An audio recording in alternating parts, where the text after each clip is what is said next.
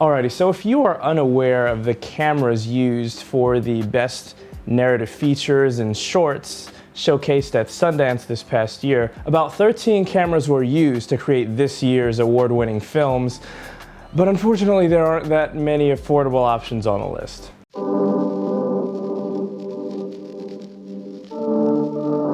I will also post a link to all of these cameras below so that you can pick one up if you'd like.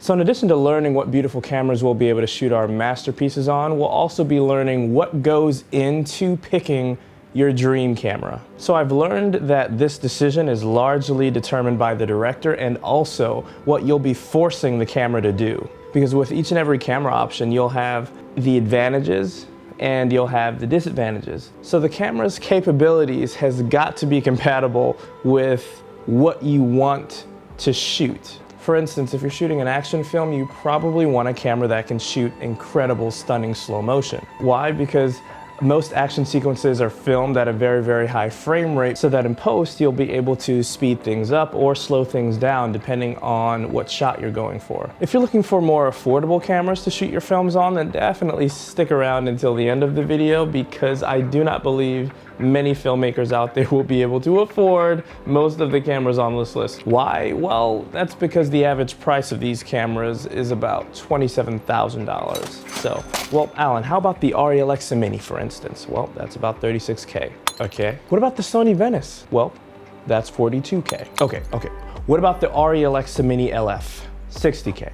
So yeah, out of all of the cameras on this list, there are only a few budget-friendly options for the everyday indie filmmaker. Now, before we dive into these recommendations, you should really think about whether or not you should be buying the camera, option A, or rather you should be renting the camera, option B. Oftentimes as filmmakers, when we're about to start a project that we're really super passionate about, especially if it's our first time, we're like, oh, I gotta buy the camera. I gotta buy the camera. No, don't you buy that camera. Oftentimes, you can just rent the camera, significantly cheaper, for the shoot days, and then you can return it.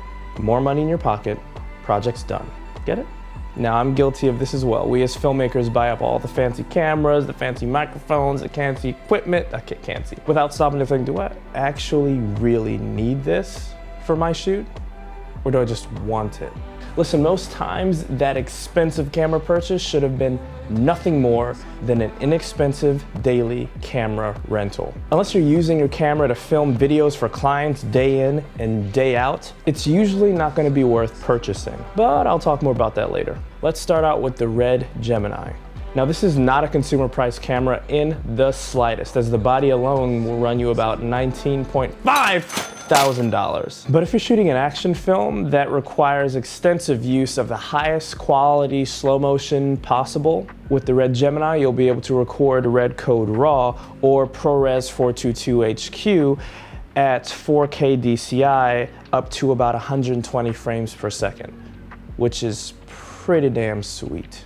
Okay, so let's imagine you don't have the 20K sitting in your bank account and you don't need to record 4K DCI at 120 frames per second. The Sony FX9 would come in next. Now, this camera is one of the cheapest on this list, clocking in at about $10,999. I know, pretty damn expensive still, but you'll be paying for a camera with a full frame sensor that has the capability of shooting 4:2 210-bit 4096 by 2160 up to about 60 frames per second with about 15 stops of dynamic range, which is incredible. Now, the biggest thing to consider when renting or buying a camera is to go back to your script, right? Use your story as the basis for it to inform you of what camera you may need. Let's say you're filming in cramped spaces. Now, you could consider comparing the Sony FX9 with the RedKomodo. And the RedKomodo also records 4096 by 2160 up to 60 frames per second. Now, the RedKomodo sells for $5,995. Now, the Sony FX9 is considerably heavier and much bigger than the RedKomodo. While the Komodo weighs in at about a bit over 2 pounds, the Sony FX9 weighs about 10. Now, let's say your script tells you you're going to be filming at nighttime all the time. Then maybe you will require a full-frame sensor camera. Now, the Sony FX9 has a bigger sensor, which means, by and large, more light in darker places, in comparison to smaller sensors. The Sony FX9 has a 20.5 megapixel full frame sensor, whereas the RedKomodo has a 19.9 megapixel Super 35 sensor. So theoretically, when filming at night, the Sony FX9 will have a better capacity to let in more light and light up those dark places with less visual noise. So that is the end of the portion where I'll be mentioning cameras used in Sundance's award-winning films. Now let's move on to some more indie film friendly options that still pack some serious cinematic punch.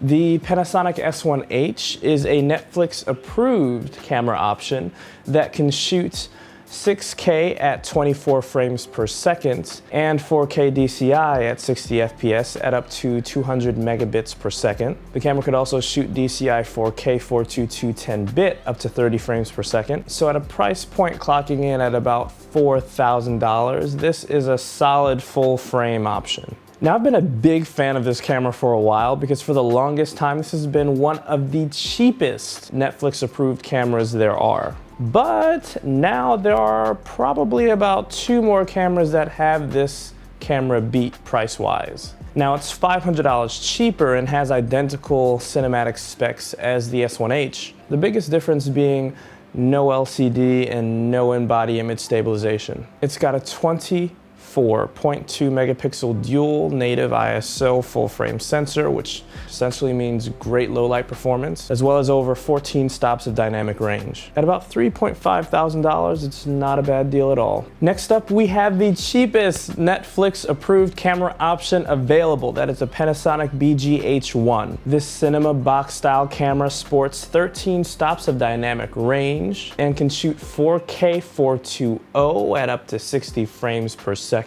And they could also shoot DCI 4K 422 10-bit at 400 megabits per second. Now this is a micro 4/3 camera option, which means if you are shooting in low light conditions, definitely light the hell out of your scene. Light it up, ensuring that the proper amount of light is being let into your sensor. Finally, there are 4 more camera options that I'd like to mention. One is a bit out of place. This is the Canon R5C, clocks in at about $4,500. But this camera is capable of shooting 8K 12-bit RAW at 24 frames per second, which is crazy high quality.